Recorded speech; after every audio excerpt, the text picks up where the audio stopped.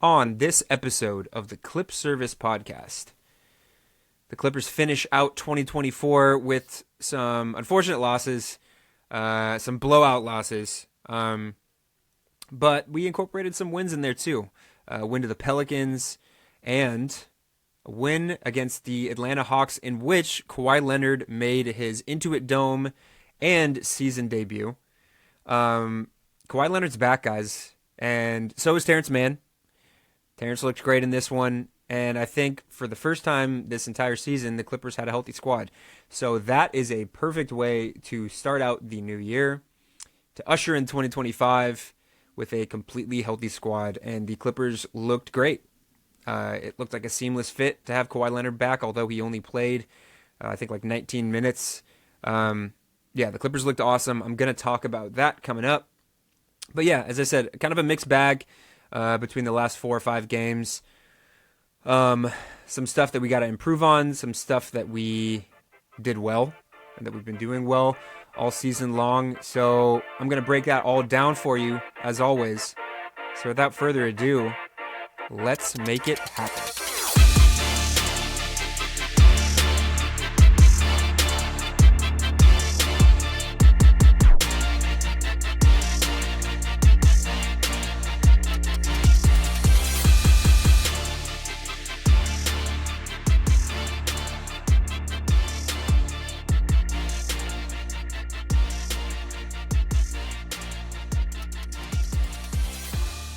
What is up, Clipper Nation? You are tuning in to the Clip Service Podcast.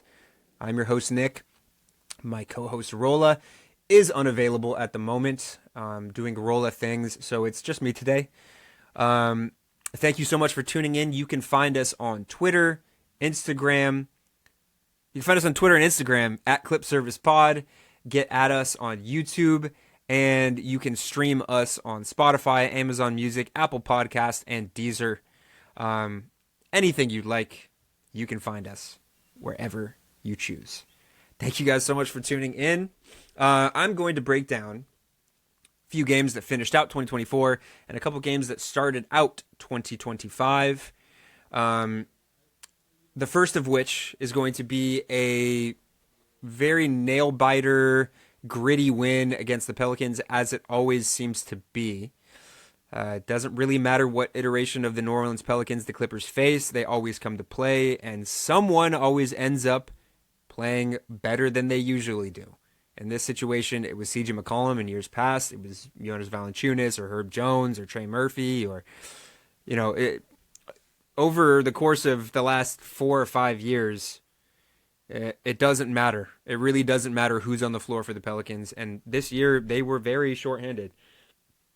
And for most of this game, it was a rock fight. The game started out pretty erratic on both ends of the floor, defensively and offensively. Both the Pelicans and the Clippers were all over the place. It wasn't bad. It was pretty efficient from both teams. But yeah, neither team could create much of a separation. I think after the first quarter, the Pelicans led 37-31. But yeah, the Pelicans were hitting, especially in that second quarter, the Pelicans were hitting everything from three. And prior to that, particularly from C.J. McCollum, they had really been struggling from those spots on the floor. And C.J. McCollum was great in that first half. He was hitting everything. And he ended up finishing the game with a team-high 33. Hit 8 threes, guys. C.J. McCollum hit 8 threes. He had really been struggling from 3 prior to this, but as we are very used to seeing as Clipper fans, the Pelicans, for whatever reason, circle our games on the calendar and decide that they can't miss. And that was the case in this first half. The Pelicans, I believe, created a separation of 14 points. 14-point lead at the half. They were hitting everything. The first half, I mean, like I said, it was good offensively from both teams. Amir Coffey was really good in this one in the first half. Obviously, the box score is not going to reflect that. He only had 6 points, but he was aggressive. He was kind of forcing his way to the line. Shot 4 free throws for the game. James Harden, Norman Powell, and Zoo, the usual suspects. They finished the game with Norman Powell 37, 27 from James, and 20 from Ivica. They were kind of leading the attack, but as I said, I think it was mostly on the defensive end. The Clippers really couldn't fight back the way that they probably should in that first half. The Pelicans were lighting it up from three, pretty much everywhere else on the floor as well. And this one looked like it was going to be like a usual game against the Pelicans, where we're either going to get stomped or we're barely going to win. And it didn't feel good at halftime. I'm not going to lie. And the start of the third quarter didn't go a whole lot better. I think CJ McCollum hit 2 threes in the first 30 seconds of the third quarter. And it looked like it was going to be another loss to this Pelicans team. But have no fear, because Norman Powell is here. Norman Powell ended up playing 40 minutes in this game, shot 13 for 27 from the floor. 27 field goal attempts is what you need from Norman Powell. Prior to Kawhi Leonard coming back against the Hawks yesterday, Norman Powell is where this Clipper offense generates most of their looks. He's been fantastic this year. I've voted for him to be an All-Star about 7 or 8 different times already. And he deserves it. He's been amazing from outside of the arc and inside. And Norman Powell kind of led that comeback against the Pelicans. The Clippers really put their foot on the gas, particularly late in the third and to begin the fourth. And the Clippers kind of started to rally behind Norm and got it done. Zubats ended up finishing the game with 20 points and 16 rebounds. Great game from Zoo, as we've seen. I think that, if the All-Star voting wasn't so political and such a popularity contest, I don't know. I think that there's a chance that Zoo would be an All-Star. I mean, obviously he doesn't really, the way that he plays doesn't really play into his favor in terms of getting voted. He's a traditional back to the basket center. But he's certainly been in the conversation for most improved player. He's been fantastic this year. And James Harden had a pretty efficient night. 6 for 14 from the field, hit 5 threes, was 5 for 10, so 50% from the 3-point line. Got to the line 12 times, hit 10 of his free throws. This is a great game from those three, from our big three. Clippers needed every single point of that. Only won by 3 points. The last couple seconds of the game ended in a jump ball because of a miscalled whistle or something like that. I can't exactly remember, but it was a jump ball. Zoo ended up securing it, and the Clippers ended up winning. This one was a lot closer than I would have liked it to be, but the win was all that mattered at the end of the day, and the Clippers were able to secure that. The Pelicans, fought hard though. And all respect to the Pelicans. They really have something with Yves Missy. He was great. 12 points, 9 rebounds, had 5 blocks.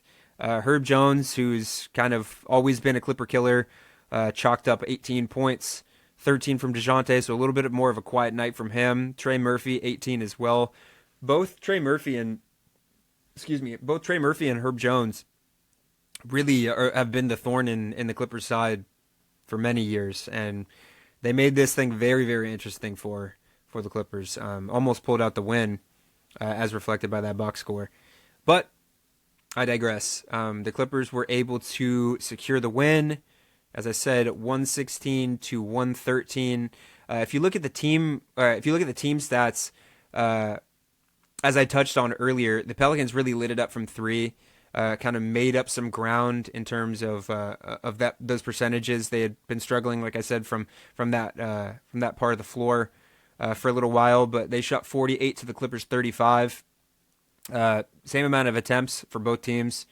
Their field goal percentage was a bit higher.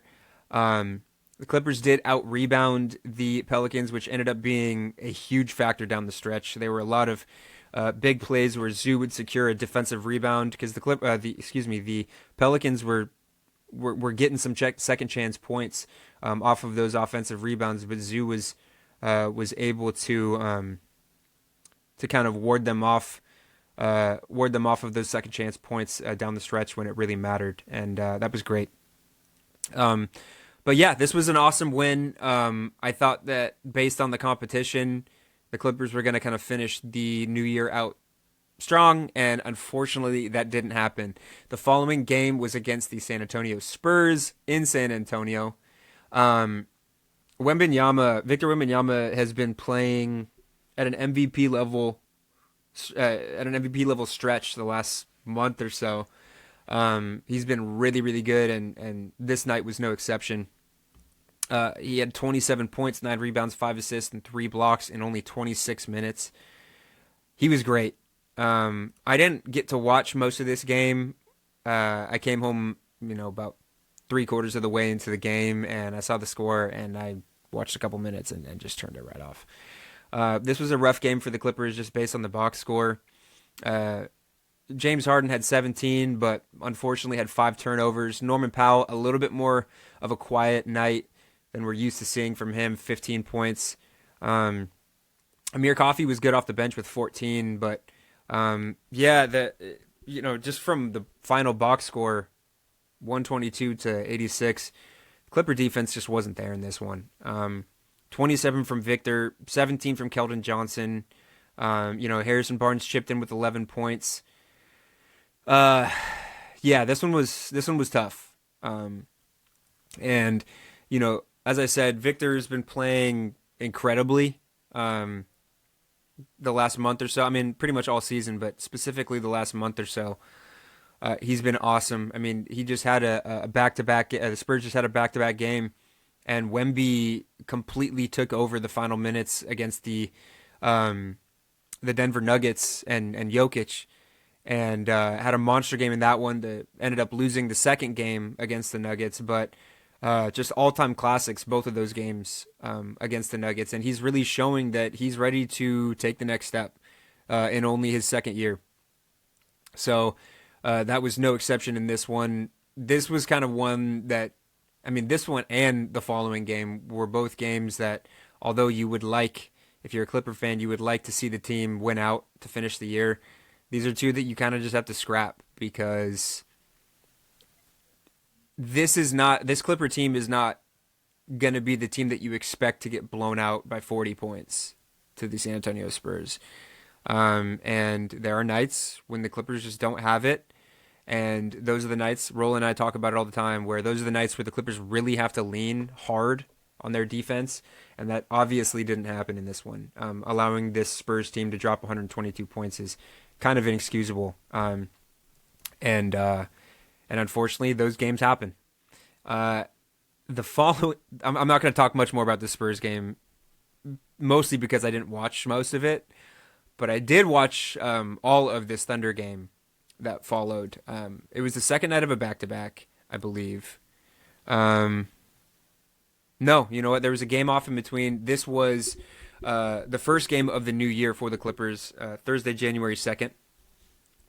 This was always going to be a tough one, and James Harden ended up sitting in this game with a sore groin, which, based on that and based on the personnel that we didn't have Terance Mann back in this one. This was always going to be a really tough one.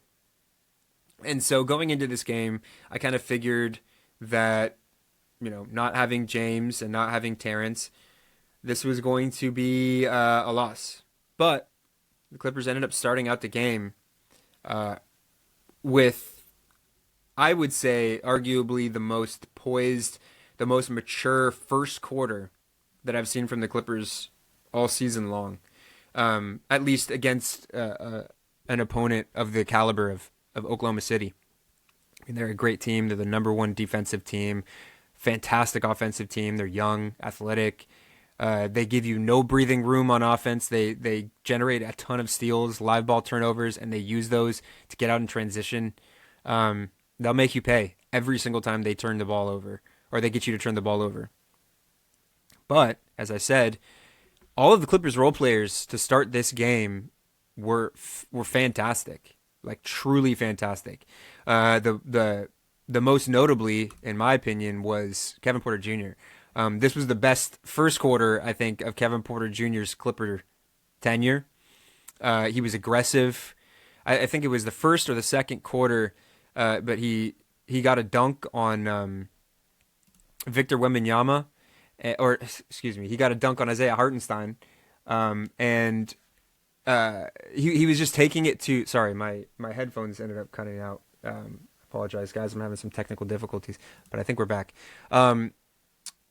Yeah, Kevin Porter was aggressive, getting to the hole, dunked on Hartenstein, was taking the right shots, taking the open shots, making the right plays. Amir Coffey was great in that first half. Amir had a pretty good game all around, but Kevin Porter really kind of led the charge in this first quarter and part of the second quarter too. And the Clippers ended up getting out to, I think, a 16-point lead. At this point in the game, and Mo Bamba was fantastic too. Was perfect at this point in the game. He was perfect from the field. Hit a couple threes. Jordan Miller chipped in a little bit. Yeah, this looked like it was going to be a close game, if not a win for the Clippers. As I said, got out to a 16-point lead. But the thing that stood out to me the most, and if you took a look at the box score, you would probably agree. But the thing that stood out the most was at this point in the game, Norman Powell was 0 for 9 from the field, 0 for 5 from 3, or 0 for 4 from 3. All of his 6 points total for the game were from the free throw line. And he ended up finishing the game with 6 turnovers. This was, without a doubt, the worst I've ever seen Norman Powell play on the Clippers and prior. I think that if Norm even played half as good as he has been this entire season, because as I said, I mean, I don't think that this game is indicative of, or it shouldn't take away just the wonderful season that Norman Powell's had thus far. But he was awful in this one, and I think honestly, even after the first half, I know that the Thunder can come back into a game quick, but I think if Norman Powell finished the first half a percentage of how good that he's been playing throughout the season thus far, I think the Clippers would have won. I really do. I think that the Thunder were a couple buckets, a mini scoring run away from losing this game. I mean, it had Norman Powell hit 2 threes in that first half, the Clippers would have been out to a 20-point lead. And even in today's NBA, especially against a defense as staunch as the Clippers defense, it's hard to come back against teams like that. But everybody's got to have bad games. But I think overall, Norman Powell was the biggest detriment in this one, and I hate to say that because he's been so good this season. But I think that's just the way it is. I also think we have to remember that this Thunder team is probably the best team in the NBA right now, outside of the Cavs and Boston. And Shai Gilgeous-Alexander might win MVP this year. I think that this year, out of all of the rest of the years that he's played very well, is probably the closest he's ever gotten to winning that MVP, and I would not be shocked if he won it. He's been awesome on both ends of the floor this season. He's a superstar, no question about it.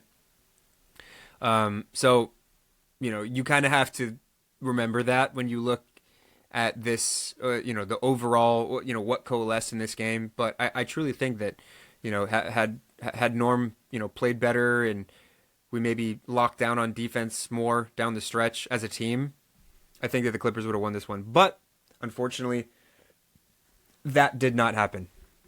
The Thunder came back, and it only took a matter of minutes. The Thunder were only down, I think, 4 at halftime, and right after halftime ended, the Thunder completely ran away with it. They were clowning us every single play.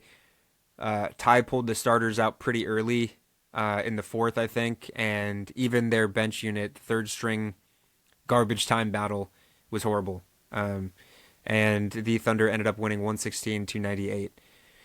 I think just based on who the Clippers didn't have in this one, most notably James Harden, I think this is one that you throw away. But this one was frustrating just because the Clippers really had an actual shot to pull out a special win and win this one, but unfortunately they just weren't able to get it done. That marked the second game in a row that the Clippers lost, and seeing as the Hawks, the game before they played us yesterday, they ended up getting beat down pretty bad by the Lakers. They didn't have to travel. I was going into this Hawks game a little bit worried. I thought we were going to get a revenge game from the Hawks. We know what Trae Young can do. DeAndre Hunter he had a Norman Powell-esque against the Thunder-esque night. I think he ended up shooting 1 for 12 from the field in that game against the Lakers, the game before the Clippers. And I think he's second in the league in not only points total off the bench, but point average per game off the bench. So I was expecting a revenge game from him. But to my pleasant surprise, the Hawks never really had a chance in this one. And a big part of that, I think, is the return of Kawhi Leonard really elevated the floor of this team. As I said up top, Kawhi made his season debut, his Intuit Dome debut, this game against the Hawks. Ended up starting, only played 19 minutes, but finished the game with 12 points, got a steal, got a couple rebounds, an assist. The defense he's not credited for some of these steals, but the defense looked so good with Kawhi Leonard. He was getting deflections, he was cutting off passing lanes, and given the defensive tools that this Clipper team already has with guys like Chris Dunn, guys like Derek Jones, Terance Mann, who made his return in this game. It was awesome to see Terance Mann back. I'll talk about him in a sec. He had a fantastic game. But given the defensive tools that this Clipper team already has, adding a guy like Kawhi Leonard, who's a generational defender, defensive player of the year, it elevates the floor on that end so much more. And I think that because that is one of his premier skills, it makes it such a seamless fit.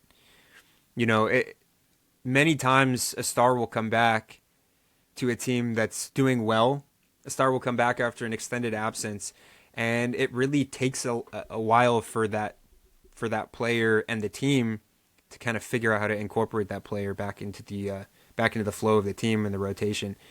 But I think based on the type of player that Kawhi is, I think that this is going to be a seamless fit.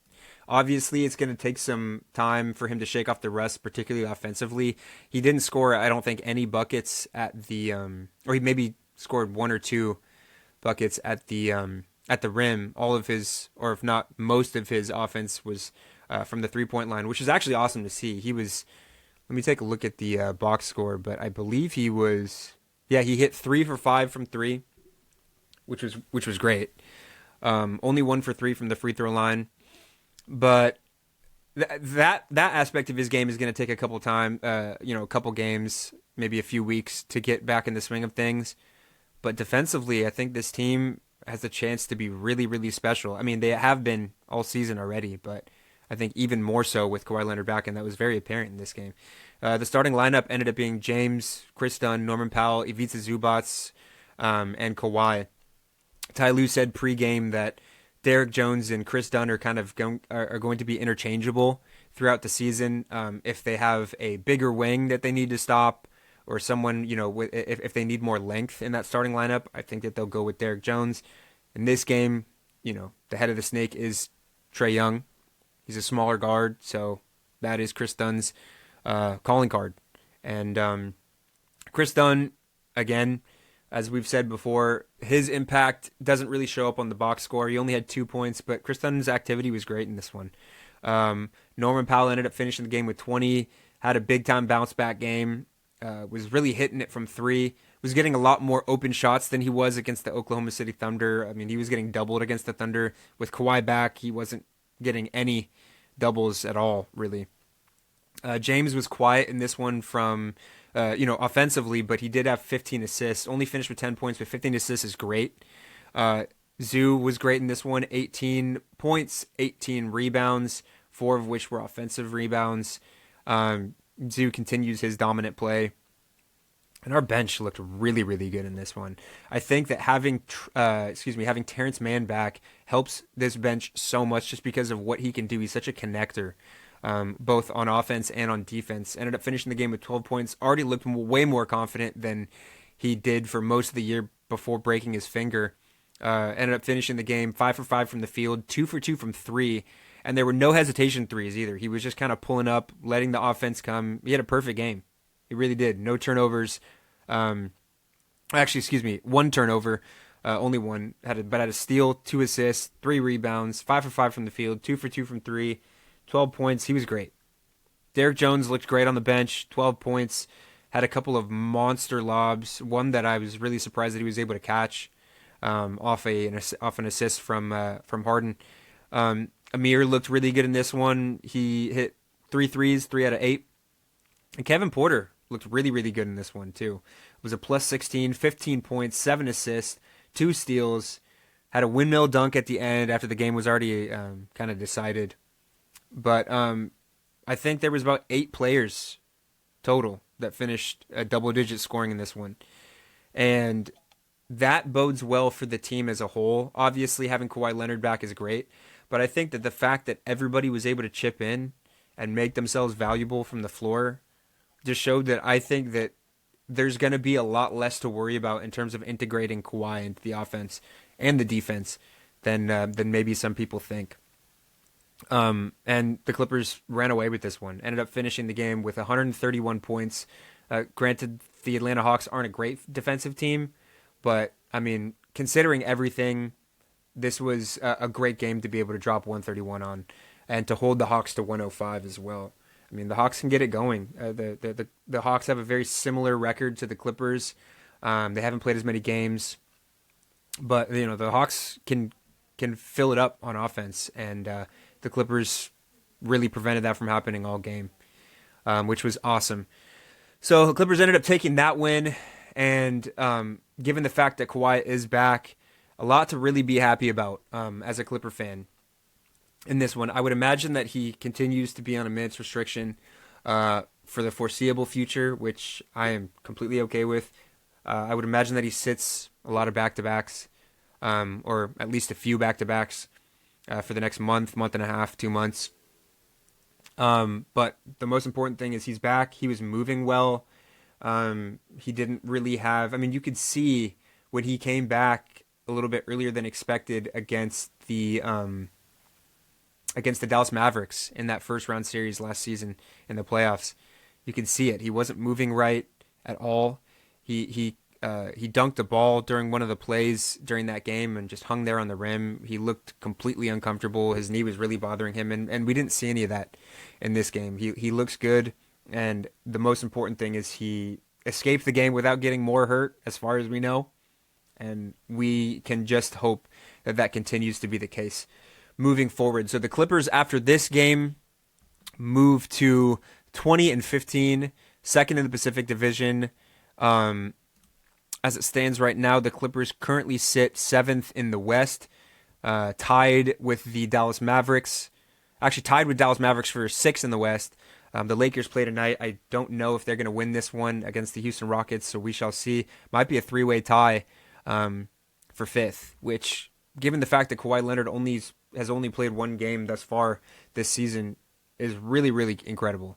There have been games that I've been down on the Clippers, and I haven't loved what I've seen from certain players, but all things considered, to go 20-15 without Kawhi, missing Terance Mann for a month, Terance Mann is such a huge part of our bench unit and just our team as a whole. I think that should not go unnoticed. I think a lot of people are finally starting to take notice of the fact that the Clippers are really playing well and they've bought into this defensive identity, thanks in a large part to Jeff Van Gundy. But Colin Cowherd talked about it on his show about how the Clippers have been a surprise. And I think that even the most dedicated Clipper fans that watch this team night in and night out, like myself, I'm very surprised with how this Clipper team has played without Kawhi Leonard. And there's going to be some growing pains now that he's back. There's going to be games where he doesn't look like himself and we start to point fingers. But at the end of the day, I think that having him come back to a team that is above 500, that's fighting for, fifth seed in the West right now, I think that takes a ton of pressure off of Kawhi. I think that takes a ton of pressure off the team. And you see it with guys like Norman Powell and Ivica Zubac. These guys are really playing free, and their games are benefiting from it immensely. And I think a big part of that is because the Clippers went into this season being doubted. Paul George walked, signed the max or super max, or whatever you want to call it, with the Philadelphia 76ers, and a lot of people had the Clippers dead in the water. And I think that maybe, just maybe, letting Paul George walk and letting guys like Norman Powell and Ivica Zubac, let these guys really advance their roles in the offense and the defensive end as well. Really discover what they can do. And the Clippers have really benefited from it. That mixed with the fact that we've added guys like Derek Jones and Chris Dunn that have really bought into the defensive identity of this team. It's just impressive. There's not much more else to say. I'm just very impressed. Now that Kawhi Leonard's back, I can safely say that I'm very impressed with what the Clippers were able to do prior to his return. And now that he is back, Clippers just need to do everything in their power to try and keep him healthy for, hopefully, a playoff run. Because with a healthy Kawhi Leonard in the playoffs, really, I personally believe that anything's possible. I wish Rolla was here to give his take on it, because I think that he probably would say differently than me, which we love on this show. We love contrasting opinions, and but that's the hill that I'm standing on right now. Now, if we take a look at the upcoming games for the Los Angeles Clippers, looks like it's going to be 3 games this upcoming week. I'm just going to kind of breeze through these, just because I'm not going to have as much banter with the absence of Rolla. So I'm just going to kind of give my little quick takes on how I think this next 3-game stretch is going to go down. Going back out on the road to Monday against the Minnesota Timberwolves. From everything that I've heard, Kawhi Leonard is expected to play in this one. This one's a 5:00 game. The Minnesota Timberwolves have struggled in many games this season. Let me pull up the standings real quick. But they've struggled in comparison to where they were at last year. They were the number 1 defense in the league last year, and they were getting it done on offense as well. Obviously, they've had to accommodate for the addition of Julius Randle and the absence of Karl Anthony Towns.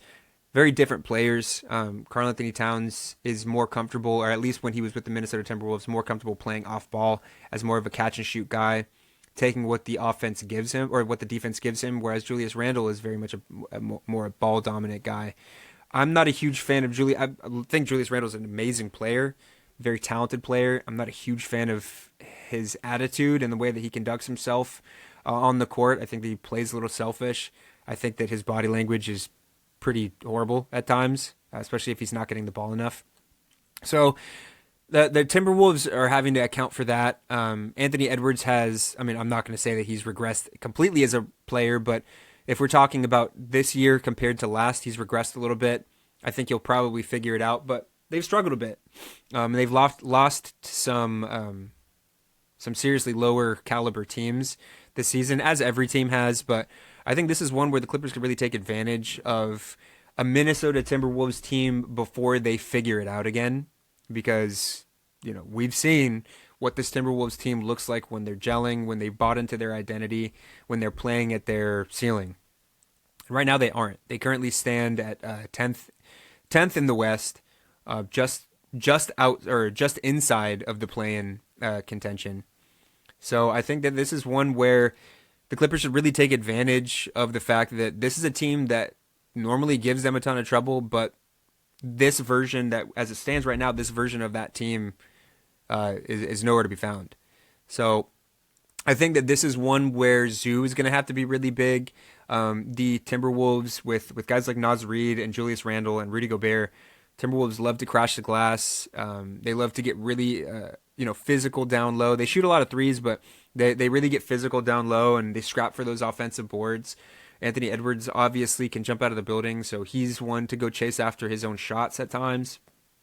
I would really love to see Zubats be a menace on the defensive glass in this one. And the Clippers, actually, surprisingly enough, I was checking the stats, the team stats across the league, and the Clippers, I think, are a top 3, top 5 team in defensive rebounds this season, which is something that the Clippers haven't really hung their hat on in years prior. But Clippers have done a really good job this season overall. Obviously, there's games where they kind of regress back to the Clippers that we're used to seeing, where they give up a ton of offensive rebounds. But for the most part, the Clippers have done a really good job at keeping teams off the offensive glass. And a big part of that is Zoo. Derek Jones has been a really underrated rebounder for the Clippers. Chris Dunn. So, and I think also the defensive philosophies that Jeff Van Gundy's imparting allow the Clippers to be in better position for those rebounds, after a miss. So I think that needs to be the name of the game in this one.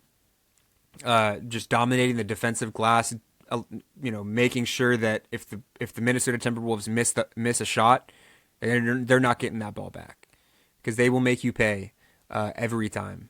So I think that along with just not forcing the offense, especially with Kawhi Leonard back, I would like to see what we saw against the Hawks, and that was not trying to funnel the ball to Kawhi Leonard to try and make him feel included now that he's back. Everybody in that Hawks game was taking the shots that were given to them, and they were making them, and everything was just so free-flowing and comfortable on the offensive side of the ball. So if we see that, I think that this is a game that we can certainly win.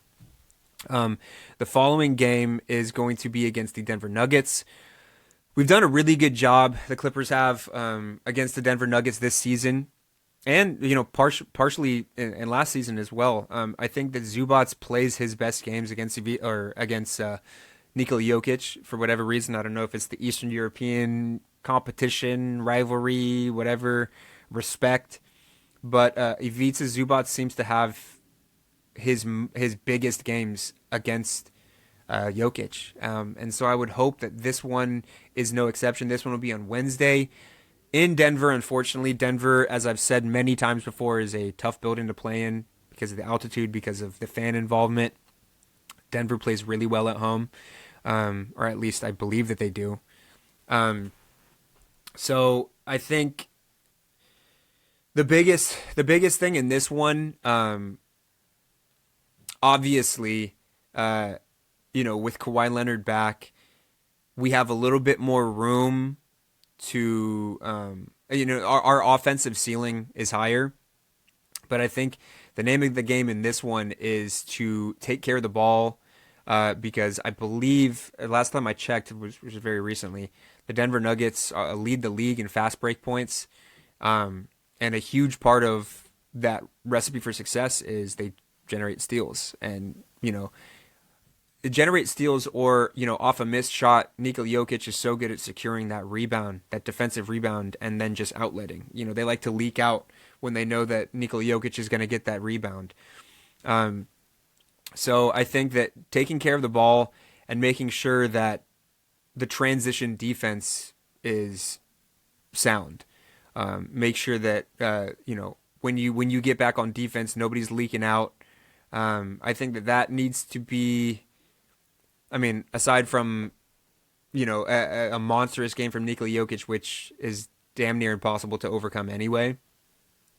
Aside from that, I think that making sure that Denver doesn't chalk up 20, 30, 40 fast break points, off outlets and stuff like that, or off turnovers, I think is really, really important in this one.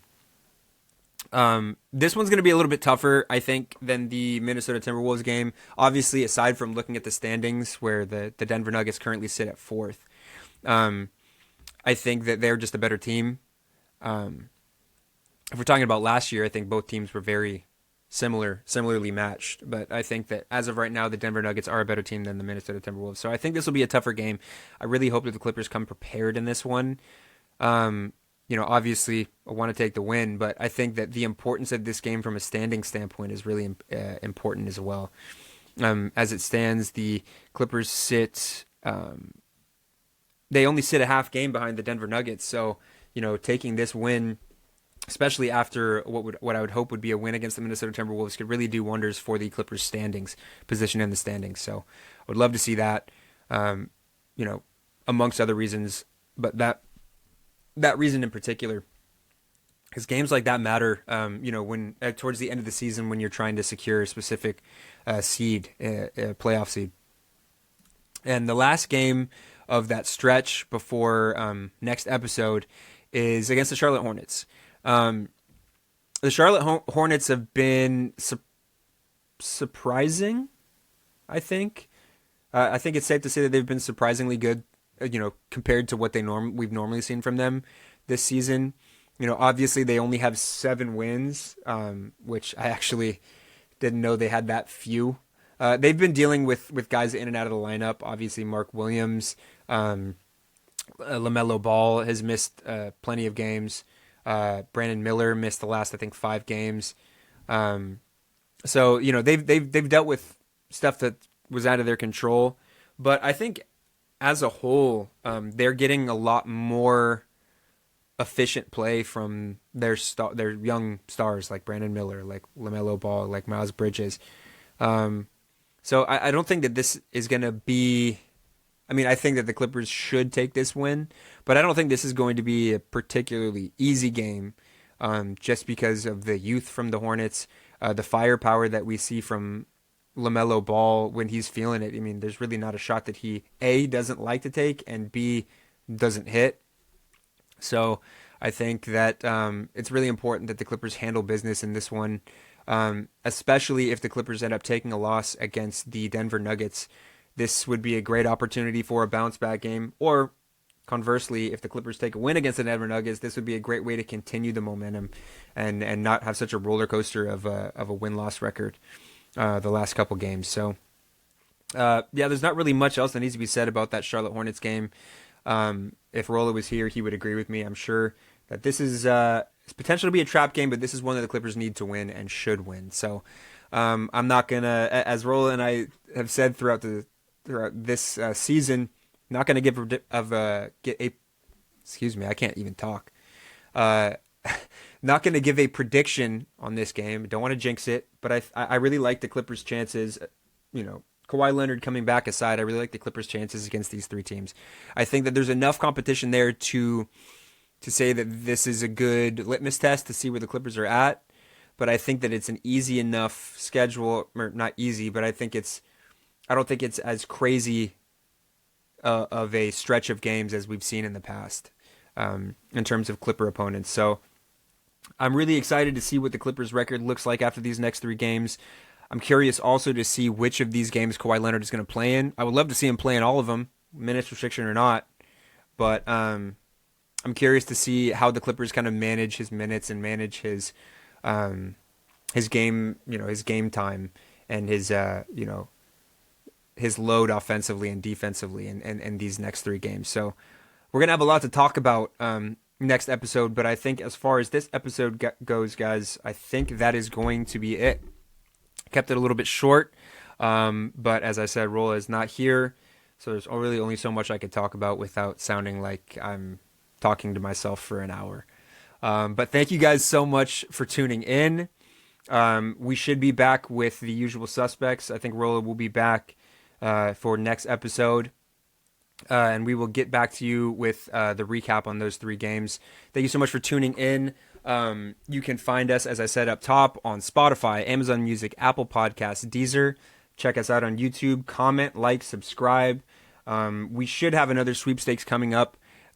We will notify you guys on the following episodes when that time does come. So make sure you guys are subscribed to our I don't know why I said subscribe like that. Make sure you guys are subscribed to our YouTube channel, because that is typically going to be one of the requirements to enter the sweepstakes. But aside from that, you can get at us on Twitter and on Instagram at CliffServicePod. Give us a follow, reach out to us, tell us what you think of the show. Tell us what you think of Kawhi Leonard coming back, what you think the record is going to be for the team from here on out with Kawhi Leonard back in the lineup, all of that. Thank you guys so much. We will catch you next time on Clip Service Pod. Go Clips.